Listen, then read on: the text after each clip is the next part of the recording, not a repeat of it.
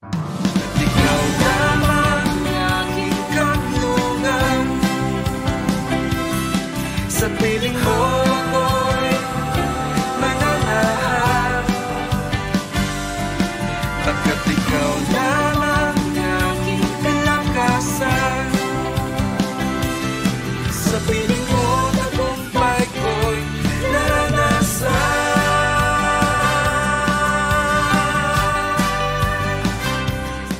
It's a good day, it's a blessed day po sa ating lahat. Welcome po sa ating araw-araw na pagpapala. At nais ko po sabihin sa ating lahat na ngayong araw na to, ito ang araw na ginawa ng Panginoon. Tayo po ay mag-rejoice at magdiwang sa Kanyang presensya. Ako po si Pastor Mau, tayo po ay manalangin. Father God, thank you Lord God sa magandang araw na ito na kami Panginoon o God ay napakasaya ang aming mga puso, napakadakila mo Panginoon o God sa aming mga buhay. Wala kang kapantay Panginoon, wala kang kapares Panginoon. Hayaan niyo Lord na sa mga oras na to, nais namin Panginoon na itaas ang iyong pangalan, itaas ang iyong kadakilaan sa aming mga buhay. Nais din namin Panginoon o God na ang mga puso namin ay handang makarinig na maganda mong mensahe ngayong araw na to sa pangalan ni Jesus. Amen and amen. Kamusta po kayong lahat? Napakasaya po ng araw na ito. Alam niyo ho, ito po yung magandang umpisa ng ating araw na makarinig tayo ng magandang mensahe ng ating Panginoon.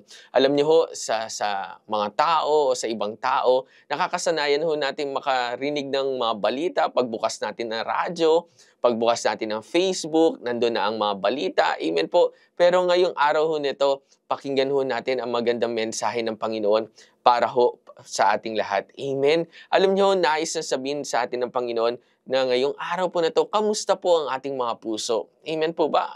Alam niyo ho, bilang mga watchman ng ating Panginoon o tagapagbantay, marami ho tayo mga binabantayan na mga bagay sa mundo o sa buhay ho natin bilang mga Kristiyano o nakakilala sa ating Panginoon.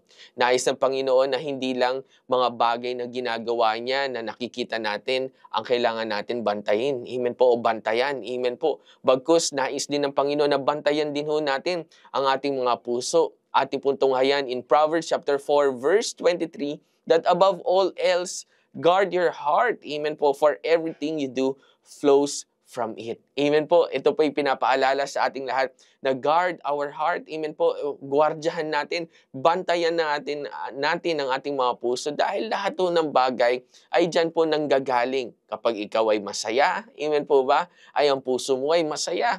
Kapag ang puso mo naman ay malungkot, amen po ba, ang lahat din na ginagawa mo o mga resulta ng ginagawa mo sa buhay mo ay meron ding kalungkutan. Pero paalala po ng Panginoon para po sa ating lahat na dapat po ay tayo po ay tagapagbantay ng ating mga puso. Sino ho bang magbabantay ng ating puso? Walang iba kundi ikaw at ako. Amen po. Kailangan po natin na alalahanin na yung sinabi po ng Panginoon in Jeremiah chapter 17 verse 9 that the heart is deceitful above all things. Minsan po ang puso ay mapanlin lang. Amen po. Ang puso po ay kayang magtago ng maraming bagay. Amen po. Na minsan hindi halata ng maraming tao. Amen po. Nais ng Panginoon na siya po ay magkaroon ng access. Amen po. Sa ating mga puso. Nais ng Panginoon na tayo po mismo ay maging gatekeeper ng sarili nating mga puso. Ingatan po natin yung mga pinapasok natin sa ating mga puso. Ito man po ay pride, offenses, amen po ba, o pagka-compromise, o discouragement, ingatan mo kung anong pinapasok mo sa puso mo. Dahil ano man ang mga nilalaman ng ating mga puso, out from the abundance of the heart, the mouth speaks. Amen po. Kaya mapapansin nyo, ang taong masaya, ang kanyang puso. Amen po ba? Lalo na yung mga in love sa kanilang mga asawa. In love ka sa sa inyong mga asawa. Ulitin ko po hindi po mga asawa, sa iyong asawa.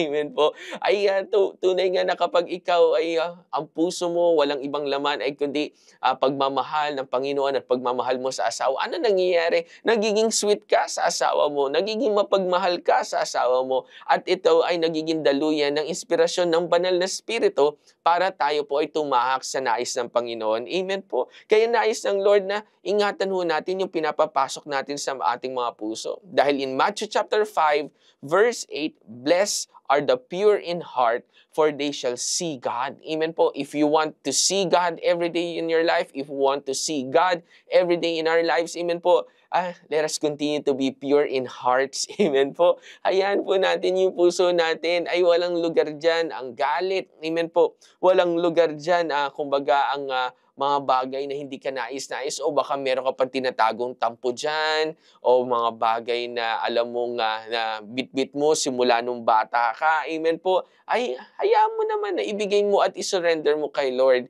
At hayaan mo na yung puso natin ay maging pure. Amen po. Kasi alam niyo po, kapag ang puso natin ay pure, even our words, the way we speak, amen po ba, ay magiging pure din. Walang halong hindi maganda. At makikita nyo po, ang mga taong pure in hearts, ay talaga po naman, ay sila po ay kasarap kausap, amen po, masarap makabanding, amen po ba, at masarap hingan, amen po ba, ng mga kumbaga advice o counsel, amen po, dahil alam mo na yung puso nila ay katulad ng parang puso ng ating Panginoon, amen po. Kaya paalala din ng ating Diyos sa ating lahat. Ngayon ay bantayan ho natin ang ating mga puso. Alam niyo ho, ang pusong laging nababantayan ay ready na tumanggap sa mga nais at kalooban ng Panginoon para sa ating mga buhay. Kapag malinis po ang puso natin, ready tayong makarinig, amen po, ng magandang kalooban at magandang mensahe mula sa Panginoon. Lagi po kapag ang puso mo ay kumbaga malinis, amen po, yung word ng Lord dire-diretso. Amen po, pasok po talaga, amen po, at nagmamanifest sa ating mga buhay. At also, kapag ikaw po ay malinis ang puso mo, marunong kang mag-discern, alam mo kagad kung ano yung tama o mali, amen po. At pangatlo, alam mo kung paano mag-respond sa move ni Lord sa ating mga buhay. Kaya ito po'y paalala sa atin ng Panginoon na huwag ho tayo, kumbaga, maging kalyado ang ating mga puso. Amen po. Huwag ho natin hayaan na yung puso natin ay maging basura. Amen po. Kasi alam niyo ho, sinabi din ng Panginoon sa kanyang salita, a merry heart, do it good like a medicine, but a broken spirit dryeth the bones. Amen po. Ang pusong masayahin, ay, naku po, daig mo pa ang umiinom ng maintenance. So, sa mga ka-maintenance dyan, amen po,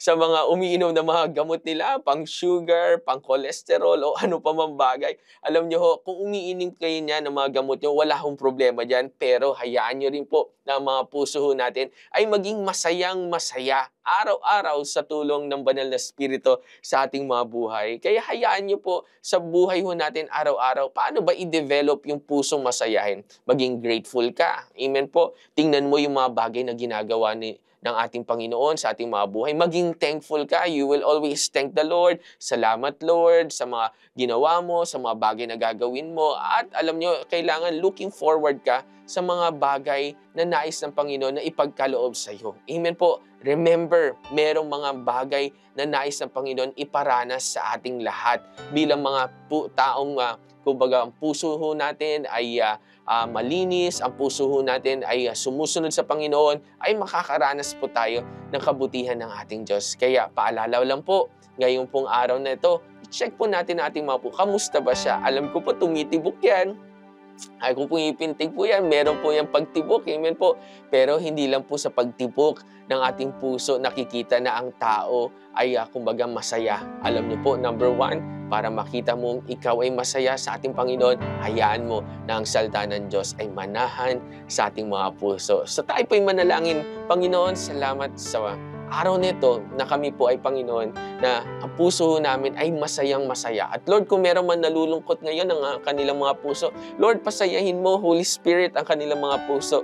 Dalangin ko po na ang kanilang mga puso ngayon ay maging maayos, Lord. At Lord, katulad nga ng sinabi mo sa inyong salita, that you are close to the broken heart, Panginoon agad, to the broken hearted. Panginoon, kung meron man mga broken hearted ngayon, o puso nila, Lord God, ay sugatan, Panginoon, or ang puso nila, Lord, ay hindi masaya, Lord, hayaan nyo na ikaw, Panginoon, ang magpasaya at mag-ayos sa aming mga puso. Salamat, Lord, sa araw na to na napakabuti nyo po sa aming mga buhay. Hindi po namin mapantayan ang kabuntihan nyo. Pero Lord, nais namin makita namin sa aming pananalita at sa pagtibok ng aming puso na ikaw ang aming mabuting Diyos at ikaw ang aming Diyos na hindi nagpapabaya at hindi nang iiwan at sumasagot sa aming mga panalangin. Ano mang mga panalangin na mga kapatid ko ngayong araw na to, Panginoon, ay Lord, tinutugon mo. Pinapasaya niyo po ang puso ng bawat isa sa mga oras na to. Salamat, Panginoon, at salamat, Holy Spirit, for the joy that comes from you. And we thank you, Lord, for this wonderful day. In Jesus' name we pray. Amen and amen. At dyan po nagwawakas ang ating araw-araw na pagpapala. God bless you po. Bye-bye.